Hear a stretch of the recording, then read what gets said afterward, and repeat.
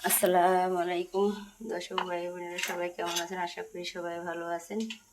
আমিও আপনাদের দোয়ায় ভালো আছি। এই যে এখানে আমি আজকে গুলা রুটি বানাচ্ছি। যে এইভাবে গুলা রুটি বানিয়ে নেওয়া হয়। এখানে চিনি একটু হালকা পরিমাণ দিয়েছি। যে এই জায়গায় আমি আটা গুলে নিয়েছি, চিনি দিয়েছি, লবণ দিয়েছি, একটা ডিম ভেঙে দিয়েছি, দিয়ে এইভাবে গুলে রুটিটা বানিয়ে নিচ্ছি। হালকা একটু তেল ব্রাশ করে রাখেনটার মধ্যে। গুলো রুটি কার কার কাছে পছন্দ, এইভাবে একবার ট্রাই করে খেয়ে দেখবেন। এই যে তোমার আব্বু যে এক পাকে চলে গেল স্কুল যাওয়ার জন্য।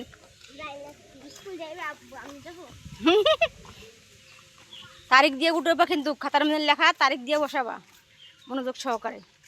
এখানে মশলা, সব ধরনের মশলা দিয়ে কষিয়ে নিচ্ছি।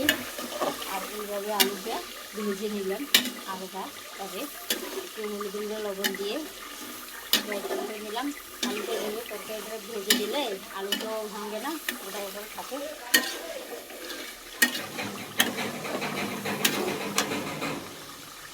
মাংস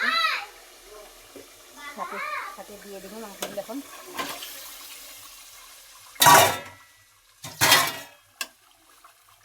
মাংসটা ভালো করে কষিয়ে নিয়ে তারপরে আলুগুলো সাথে দিয়ে দেবো। সাথে থাকুক, দেখতে থাকুন আমার ভিডিও। এই যে আমার ভাত রান্না করা হয়ে গেছে। আমি এখন ভাতটা আলাদা করে দেবো। ভাতের ডেকটা পরিষ্কার করে নিলাম।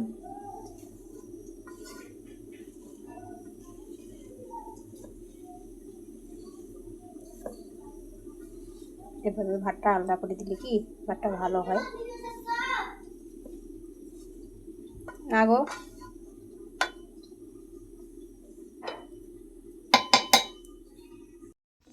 দেখি তরকারি রান্না কেমন হয়েছে। না, অনেক সুন্দর হয়েছে।